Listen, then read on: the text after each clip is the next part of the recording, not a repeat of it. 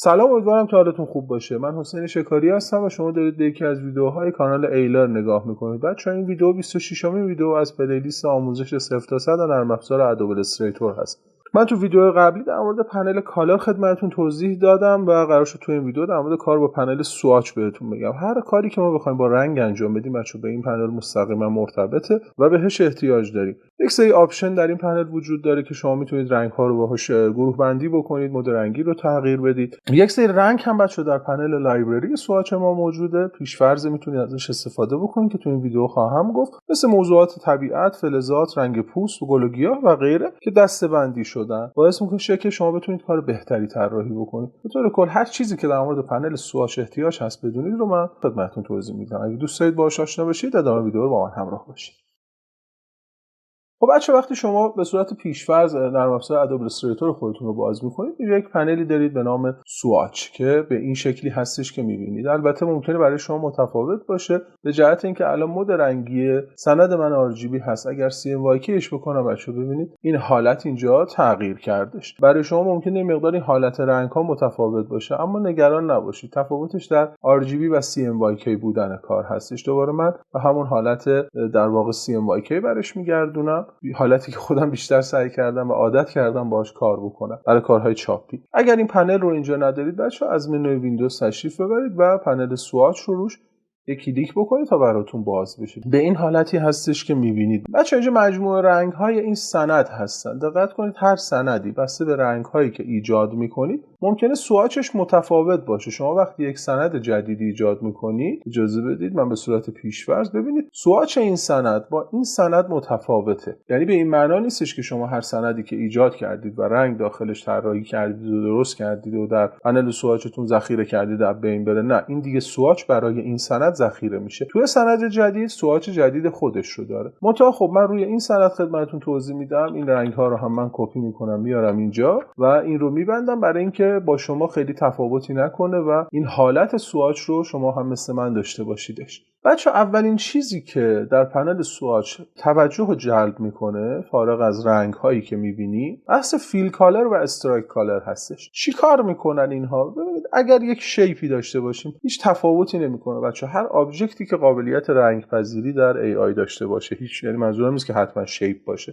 هر آبجکتی که انتخاب باشه بچه، وقتی فیل کالر انتخاب باشه شما از سواچتون یک رنگی رو انتخاب کنید، هر رنگی هیچ تفاوتی نمیکنه، رنگ فیل یا فام یا رنگ در واقع زمینه کار تغییر میکنه. وقتی استرایک فعال باشه بچه‌ها، اجازه بدید من روی ناون بذارمش، یعنی اگر استرایک کالر رو باشه شما هر رنگی که انتخاب بکنید مستقیما ببینید بچه‌ها به عنوان استراکش میاد اون رنگ رو انتخاب میکنه. هر رنگی که انتخاب میکنید اگر استرایک کالر رو باشه رنگ استراک رو تغییر میدید که حالا در مورد استراک بعد از تمام شدن مبحث رنگ که احتمالاً یکی دو تا ویدیو دیگه تموم میشه سراغ استراک میریم بهتون توضیح میدم. پس هر کدوم از اینها که رو باشه شما با انتخاب رنگ اون رو تغییر میدید. اگه استراک رو باشه رنگ رو انتخاب کنید، رنگ استراک تغییر میکنه. اگر فیل کالر رو باشه بچه‌ها با انتخاب رنگ زمینه رو شما تغییر میدید. این اولین نکته. انتخابش هم عرض کردم به این شکلی که کافیه روش کلیک بکنید، یا روی فیل کالر یا روی استرایک کالر تا بیاد روی کار قرار بگیره و فورگراند در واقع لایه زیرین خودش قرار بگیره. دومین گزینه بچه‌ها شو لیست ویو هست و شو تامنیل ویو. یعنی چی؟ حالت تامنیل بچه‌ها همین حالتی که می‌بینید، حالت مربعیه. اگر روی شو لیست ویو بزنم ببینید عکس حالت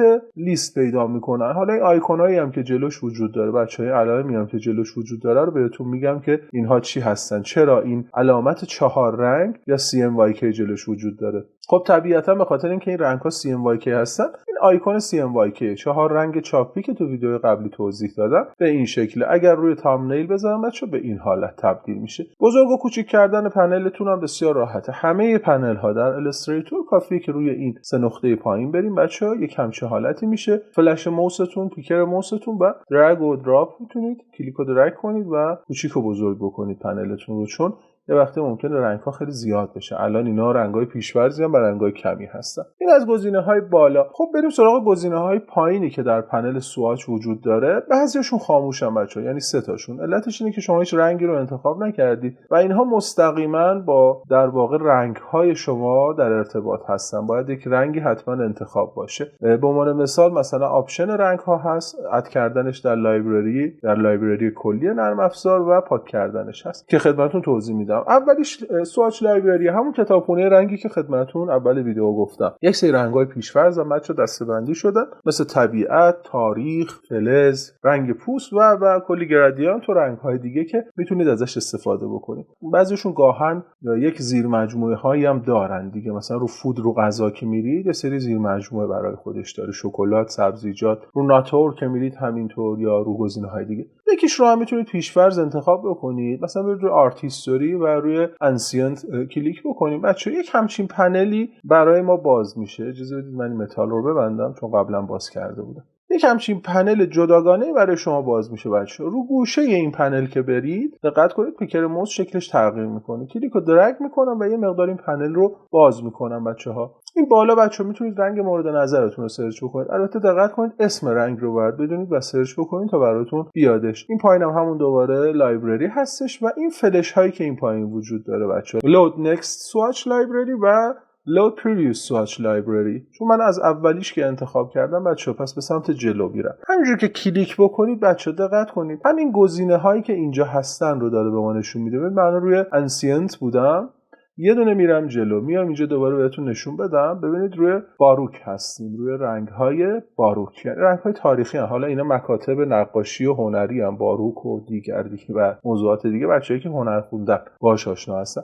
همینطوری میتونید کلیک بکنید بچه‌ها و برید جلو. این بالا هم به شما اسم اون دسته رنگی رو میتونید ببینید. میریم جلو، همینطور کلیک میکنید بچه‌ها و ببینید به یک رنگ‌های خیلی زیادی میرسید. به خاطر این اولش گفتم که بتونید این رو بگیرید و بزرگ بکنید و ببینید چقدر رنگ اینجا هست. و همینطور به سمت جلو هر رنگی رو هم که دوست داشتید بچه‌ها، آبجکتتون اگر انتخاب باشه کافیه روش کلیک کنید و آبجکتتون اون رنگ رو به خودش بگیره. یا اگر استراک الان مثلا رو هست بچه‌ها، اگه روش کلیک کنید ببینید استراکتون اون رنگ رو میگیره. اگر کلیک کنم و فیل کالر رو باشه، روی هر رنگی که کلیک کنم فیل کالر اون رنگ رو میگیره. حالا اینکه این رنگ ها رو چطور اضافه بکنیم به سوآچ رو خدمتتون توضیح میدم. و همینطور تا انتها میتونیم پیش بریم. یه مقدار کوچیک‌ترش میکنم. تنوع رنگی خیلی زیاده بچه‌ها، به یه جایی میرسیم که کم کم یه مقدار در واقع ببینید مثلا اینجا یک سری تون‌های رنگی فراوانی وجود دارن. اگر رنگ‌ها خیلی زیاد بودن بچه‌ها، اینجا با این اسکرول هم میتونید جابجا بشید و رنگتون رو انتخاب بکنید. خب به سمت جلو میرم و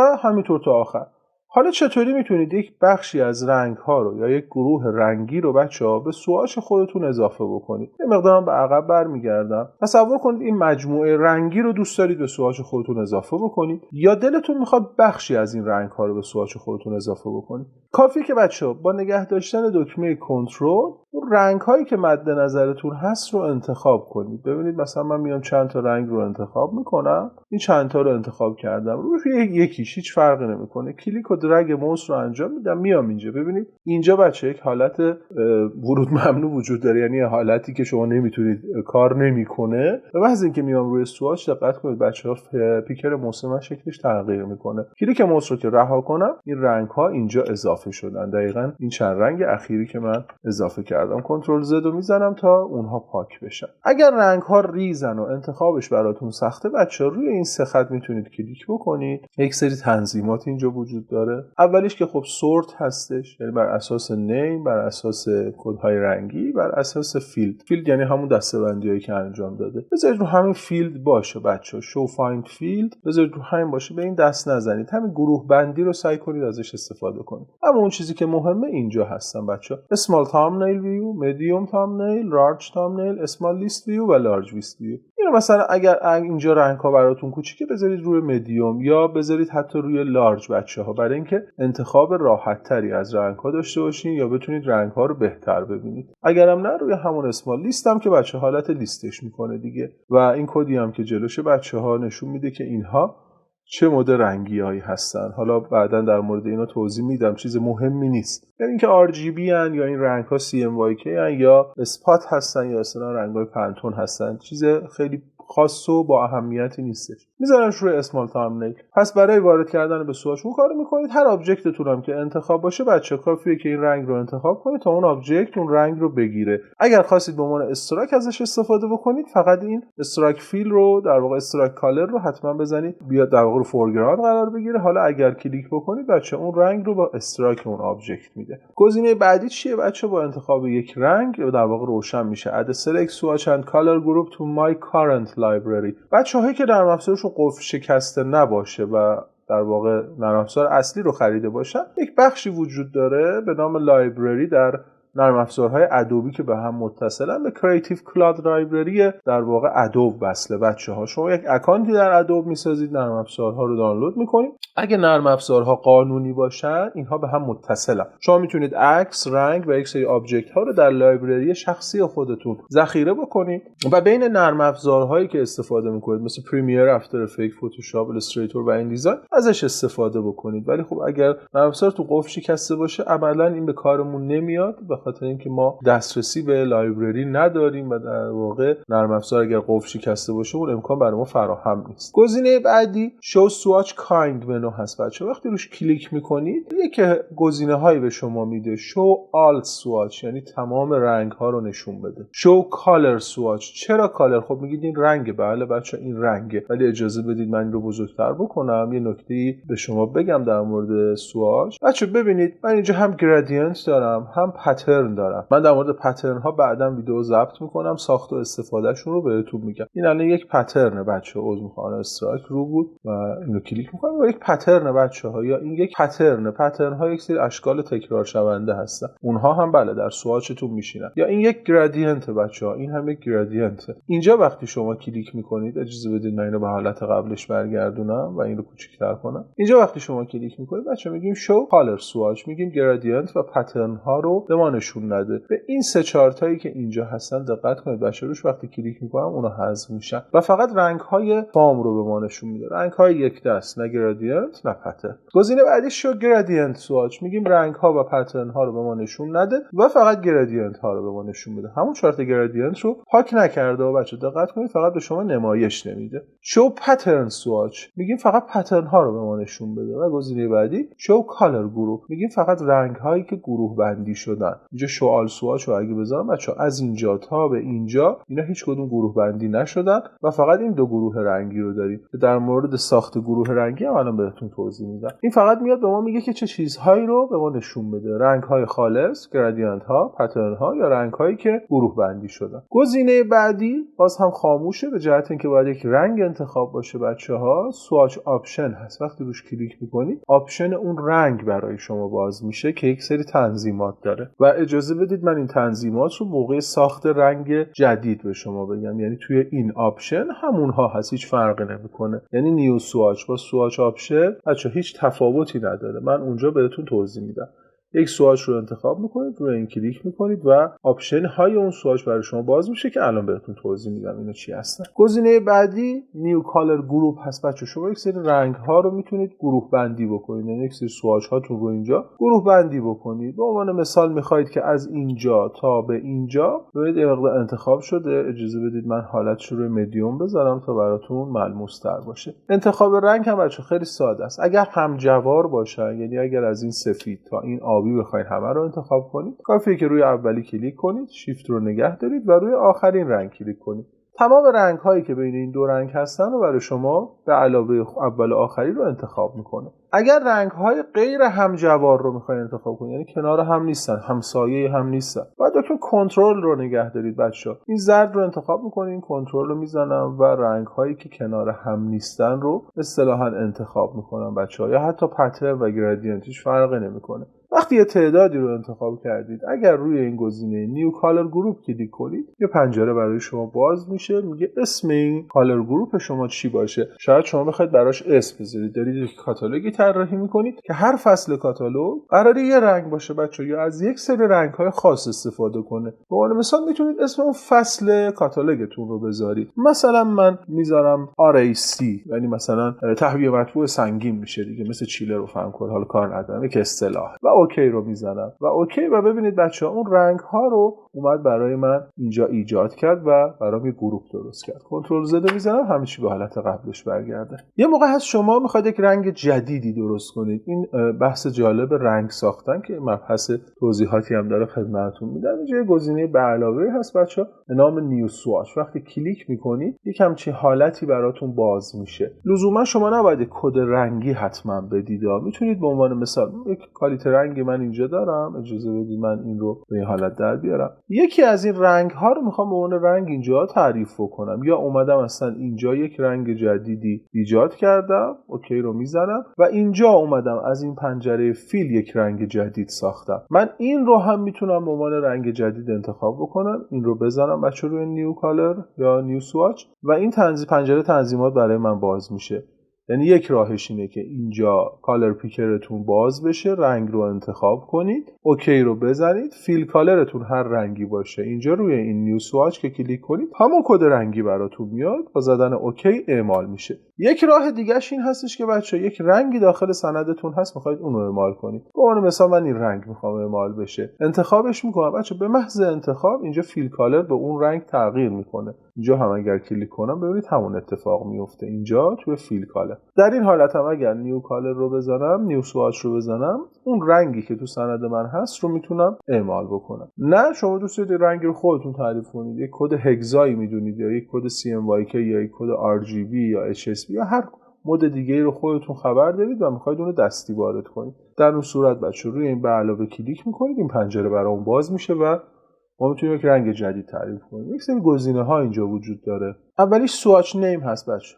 به طور پیش‌فرض هر کدی که شما اینجا بدید دقت کنید عدد داره تغییر میکنه. من وقتی اینو تغییر میدم ام اینجا داره عوض میشه. اگر سی رو تغییر بدم سایان رو اینجا تغییر میکنه. به طور پیش‌فرض بچه شما اگر رنگی اسمی به رنگ خودتون ندید، این کدی که اینجا وارد میکنید رو چه RGB باشه، اگه رو RGB بذارمش هم باز همین حالته. ببینید اینجا RGB شد. روی HSB یا هر مودی بذارید فرقی نمیکنه. اون کد رو اینجا میزنه، میگه C59 M10 مثلا یلو 32 K0. اگر نه شما میتونید این رو انتخاب بکنید و مثلا بزنید اسم، مثلا بزنید تیتر، یعنی می رنگ رو برای تیتر کارتون دارید استفاده میکنید یا هر چیزی که دوست دارید، هیچ محدودیتی نداره. من اصلا میزنم ایلر، هر چی دلتون بخواد اینجا میتونید تایپ کنید، هر اسمی. دومین گزینه کالر تایپ هست بچه که به پروسس کالر و اسپات کالر هستش. فرق پروسس کالر و اسپات کالر چیه بچه؟ وقتی یک کار قرار تجاری چاپ شه، یعنی قراره که در ماشین‌های افست تجاری مثل کاتالوگ، مثل کتابچه، مثل کتاب یا هر چیز دیگری مثل بروشور قراره به صورت تجاری با ماشین‌های حرفه‌ای چاپ بشه که بیشتر مواقع هم چاپش افسته، یعنی با فیلم و زینک و حالا فیلم که البته الان دیگه نیست زینک میگیرن. دو نوع رنگ مد نظر قرار میگیره بچه در چاپ تجاری. یعنی اگه برای نمایشگر می‌خواید استفاده بکنید اصلا اهمیتی نداره که کالر تایپتون پروسس باشه یا اسپات، برای چاپ که مهمه، اونم چاپ تجاری و حرفه‌ای. در پرینت هم حتی مهم نیست، یا چاپ دیجیتال هم باز اهمیت پیدا نمیکنه. دو نوع رنگ ساخته میشه. یکی از رنگ ها که به اصطلاح هم پروسس کالره میشه از ترکیب CM و Y و K ساخته میشه بچه. یعنی همون 4 رنگ چاپی که شما استفاده میکنید پروسس کالره. شما کارتون اگه رنگتون پروسس کالر باشه، وقتی میدید به لیتوگرافی، خود ماشین پلیت ستر لیتوگرافی بچه همون 4 رنگ رو براتون در نظر میگیره وقتی پروسس کالر باشه. دومی که میشه اسپات کالر، رنگ های آماده و افزودنی هن بچه. یعنی مثلا شما وقتی در یک کاری رنگ طلایی چاپ شده یا نقره‌ای رو میبینید که چاپ شده، نه عکسا بچه، یعنی اگه یه انگشتر نقره عکسش چاپ شده، نه، یه رنگ تمپلادی کاتالوگی دستتون اومده جلدش کلا نقره‌ایه یا جلدش کلا طلاییه، اون میشه اسپات کالر بچه. رنگ آماده است، اون چیزی نیستش که با ترکیب CMYK در صنعت چاپ ایجاد بشه. اون یک رنگ آماده ایه که از بیرون خریداری میشه تو صنعت چاپ و مستقیما مرکب طلایی تو دستگاه چاپ ریخته میشه و چاپ میشه یا مرکب نقره‌ای. گرچه تمام رنگ هایی که شما میبینید هم رنگ های آمادهش در بازار موجوده با کیفیت بهتر. اصطلاحا بهشون میگن رنگ های پنتون معروفه، به خاطر اینکه این کمپانی، یعنی کمپانی مطرح پنتون، میاد این رنگ ها رو تولید میکنه. اون رنگ هایی که اثبات کالرن و رنگ پنجم اصطلاحا بهش میگن بچه، اگر شما رنگ رو اثبات کالر کنید تو کارتون استفاده کنید، شما علاوه بر CMYK یک رنگ دیگه هم خواهید داشت. اگه دو تا استفاده کنید 2 تا رنگ دیگه هم خواهید داشت. باید هوشمندانه و آگاهانه این کار انجام بشه. اگر کار چاپی دارید و قرار نیست رنگ پنجمی داخلش باشه، بچه حتما روی پروسس کالر بذارید. اگر نه میخواید کارتون با رنگ پنجم، اصلا میخواید رنگی مرکب نقره‌ای بریزید، یا اثبات کالر مشکی تعریف کنید یا یک اثبات کالر توسی تعریف کنید و بذارید اونطور باشه. ولی اگه میخواین که کارتون ساده چاپ بشه، رو پروسس کالر. اگر اصلا قراره در محیط مجازی و نمایشگرها استفاده بشه یا اینکه فقط پرینت بگیرید بچه‌ها بیرون، اصلا هیچ اهمیتی نداره که پروسس کالر استفاده میکنید یا اثبات کالر. ولی اگه قراره به صورت حرفه‌ای چاپ بشه، حتما روی پروسس کالر بذارید، مگر آگاهانه بدونید این رنگ رو استثنا به عنوان رنگ پنجم. بعد مبحث چاپ خیلی برای خودش قصه ویدیوهایی باید ضبط کنید، من خیلی توضیح نمیدم بچه‌ها، در این حد که فقط مراقب باشید رو اثبات کالر نذارید. یه گزینه داریم به اسم گلوبال. بچه گلوبال خودش کلمه‌ش به معنای جهانیه. اگه تیکش فعال باشه چه اتفاقی میفته؟ اجازه بدین توی سند دیگه من به طور عملی به شما نشون بدم که چه اتفاقی میفته. به عنوان مثال من مثلا اینها رو انتخاب میکنم، مثلا این چند تا مربع رو انتخاب میکنم و میام داخل یک سند دیگه چند تا مربع انتخاب میکنم و میام مثلا رنگش رو به این تغییر میدم، میام این سرمه تیرش میکنم، این رنگ ها رو هم انتخاب میکنم و میام این رو زرد میکنم و اینها رو هم میام مثلا این نارنجی، تا یک نکته ای رو با هم دیگه ببینیم. من اینجا 3 تا رنگ دارم بچه، رو یکیش کلیک میکنم و دابل کلیک میکنم، یا رو عکس دابل کلیک کنید بچه، یا اینجا گزینه سواچ آپشن رو بزنید. هر دو چه کارو میکنه. رو خود سواچ هم دابل کلیک بکنید، پنجره سواچ آپشن باز میشه. من این سرمه ای رو بچه تبدیلش میکنم به گلوبال. تیک گلوبال رو توی این رنگ سرمه ای میذارم، روی این رنگ نارنجی. ولی ببینید بچه گلوبال خاموشه. چه اتفاقی میفته اگر تیک گلوبال فعال باشه؟ بچه تو این رنگ سرمه‌ای عرض کردم تیک گلوبال فعاله. اولین تغییری که شما می‌بینید یک مثلث سفید خیلی کوچولو گوشه اون سواچتون ظاهر میشه. این ربطی به RGB یا CMYK بودن کار نداره بچه‌ها. این نشون دهنده اینه که تیک گلوبال تو سواچ آپشن این رنگ خورده، تو این رنگ ها نخورده، تو این نارنجی. خب من میام این رنگ های نارنجیمو فکر کنید میخوام بیام بچه کلش رو تغییر بدم. به هر دلیلی به من میگن آقا این نارنجی کدش باید مثلا تغییر بکنه، یا باید کمی روشن‌تر بشه، یا باید تیره تر بشه. خب روش انتخابی داره، ولی اگر من بخوام از تو سواچم بچه دابل کلیک بکنم و این رو یه مقدار روشن‌ترش بکنم و اوکی رو بزنم، به بچه هیچ کدوم از این رنگ ها تغییر نکرد. به عنوان مثلا من اینو انتخاب میکنم برای اینکه بدونم کدوم رنگ اینجا، یعنی توی همچه حالتیه و نمیدونم کدوم رنگو اینجا انتخاب کردم. اینو انتخاب میکنم، اینجا تو سواچ بچه آبجکت برای من روشن میشه. وقتی آبجکت رو انتخاب میکنید تو سواچ یه هایلایت سفید دورش میاد، روش دابل کلیک میکنم، یه مقدار روشن‌ترش میکنم و اوکی رو میزنم. بچه ببینید فقط اونی که انتخاب کردم تغییر کرد و بقیه مربع هایی که اون رنگ رو گرفته بودن هیچ تغییری نکردن. اگر تیک گلوبال فعال باشه بچه‌ها، مثل این در واقع سواچ سرمه‌ای که من دارم، من هر تغییری که اینجا اعمال کنم بچه‌ها ببینید روی همه‌شون اعمال میشه، به خاطر اینکه تیک گلوبال فعاله. من یه آبجکتم انتخاب دیگه، ولی هر آبجکتی که در سند من اون رنگ رو داره رنگش تغییر میکنه. ببینید من هر تغییر اینجا اعمال بدم، تمام آبجکت هایی که از این سواچ رنگ گرفتن اعمال میشه، فقط به این خاطره که تیک گلوبال فعاله بچه‌ها. و اگر تیکش فعال نباشه این اتفاق نمیفته. این سند رو میبنده. البته یک راه دیگری برای انتخاب رنگ های همسان وجود داره که بهتون میگم حتما در مورد نکته های کاربردی و پایانی در کار با سواچ هستش. البته روش های دیگه هم بچه‌ها برای انتخاب رنگ های همشکل وجود داره، ولی خب تیک گلوبال رو که میزنید بهتره. من اینجا دوباره دابل کلیک میکنم، اینجا کلیک میکنم تا این پنجره برای من باز بشه. اینم تیک گلوبال. گزینه بعدی کالر مود هست بچه‌ها. میگه گری اسکیل باشه که در ویدیو قبلی هم گفتم اینه چی هستن. RGB باشه، HSB، CMYK، LAB. LAB هم یه مود رنگیه بچه‌ها. البته ازش سعی کنید خیلی استفاده نکنید. حالا بعداً بهتون توضیح میدم که اینا چی ان و چی کار میکنن. و یک وب سیف RGB هم هستش که توضیح دادم. من تو ویدیو قبلی همه اینا رو گفتم به غیر از LAB که خیلی حالا این پرکاربرد نیست.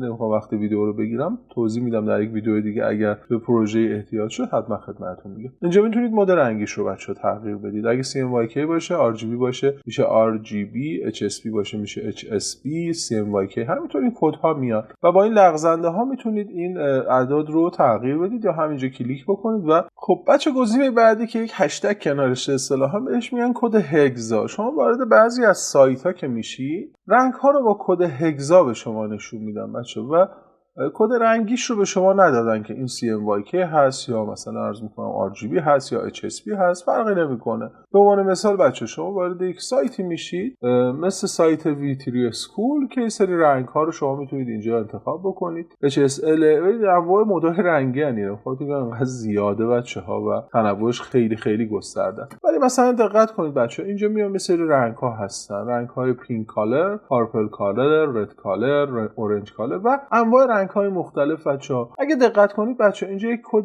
HEX یا همون هگزا آورده، می‌بینید انواع یک هشتگ پشتشه که شما میتونید اونجا در واقع این رو بچه‌ها بدون هشتگ تو اون بخش وارد بکنید. به عنوان مثال روی این یک کلیک می‌کنید وارد این محیط میشین بچه‌ها. این کد رنگیه. من این کد رنگی رو کپی می‌کنم میام اینجا. حالا اینجا اگر دابل کلیک بکنم و اون رو پیست بکنم بچه‌ها ببینید این کد رنگی رو برای من دقیقاً آوردش، با کاری به کد CMYKش نداشتش. من اگه روی RGB هم بذارم همون رنگه، هیچ فرقی نمیکنه چون کد هگزا وارد کردم. این برای این خاطر هست چون شما عموما عکس‌هایی که از در واقع کدهای رنگی که از اینترنت میگیرید بچه‌ها اصولا کد هگزا براشون تعریف شده. الان این رنگ‌ها رو اگر نگاه بکنید به عنوان مثلا من این رو انتخاب میکنم تا اینجا و کنترل C رو میزنم و کپیش میکنم، میام اینجا این رو هم دوباره پیست میکنم بچه. ببینید همون رنگ رو برای من اینجا ایجاد کردش. بعد از اینکه رنگتون رو اینجا تغییر دادید و انتخاب کردید کافیه که روی اوکی کلیک بکنید تا اون رنگتون توی سوآچتون اضافه بشه و چون گلوبال تیکش روشن بود این مثلث سفید این کوچولو هم وجود داره بچه. این کاری به موضوع نداره که کار شما یا رنگ شما RGB هست یا CMYK هست یا HSB هست، هیچ فرقی نمیکنه. این فقط به شما نشون میده که آیا تیک گلوبال این سوآچ خورده یا نخورده. خب این هم از پنل سوآچ. ممنون که تا آخر این ویدیو همراه من بودید بچه‌ها. در ویدیو بعدی در مورد کالر گاید خدمتتون توضیح میدم. پنل بسیار پرکاربرد و مهمیه. اون ویدیو رو از دست ندید. هر جا هستین سالم و تندرست باشید و خدا نگهدار.